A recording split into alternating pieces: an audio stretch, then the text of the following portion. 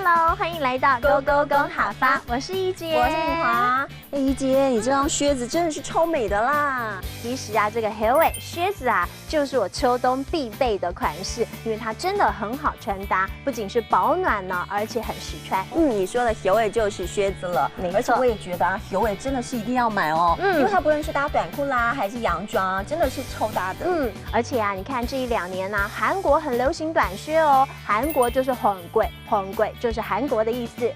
真的就像你说的，韩国大受欢迎，而且其实台湾啊有很多的人喜欢哦。其实我相信哦，整个亚洲今年对于短靴呢，真的都非常的热爱。不过说到底，我还是比较喜欢狗掌海，尤其是白色狗掌海哦，真的是我的最爱。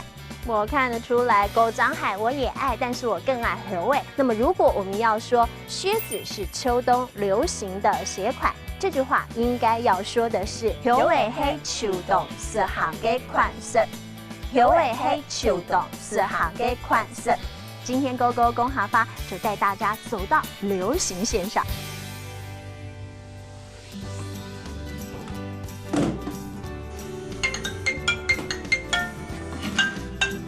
喂，我要出门了啦，我在挑海啊。因为不知道穿鞋尾还是狗掌海啊。好，那我知道，那我穿狗掌海好了。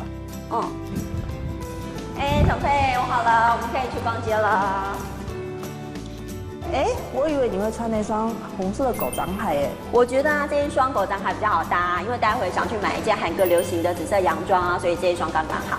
那好，那我们待会陪我一起去买鞋尾。好啊，我也想买一双鞋尾，因为今年韩国啊非常流行一种短的鞋尾，我觉得好好看。这鞋子的款式还真不少，我觉得女人真的应该要做武功，真的，而且我觉得穿搭得宜啊，鞋子真的是非常的重要我们赶快来帮大家复习今天教的客家话吧。好啊，首先要教大家的就是一件穿的靴子了，靴子要怎么说呢？靴子就是黑尾，黑尾就是靴子。那如果是我脚上穿的高跟鞋，高跟鞋要怎么讲呢？高跟鞋应该要说的是狗掌海，狗掌海就是高跟鞋，没错。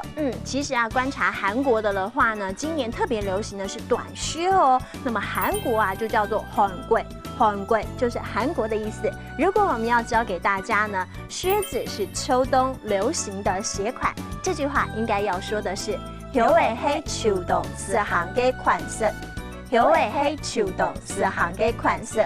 今天勾勾公好发就带大家来过过秋冬的靴子瘾吧，我们再会喽，再会。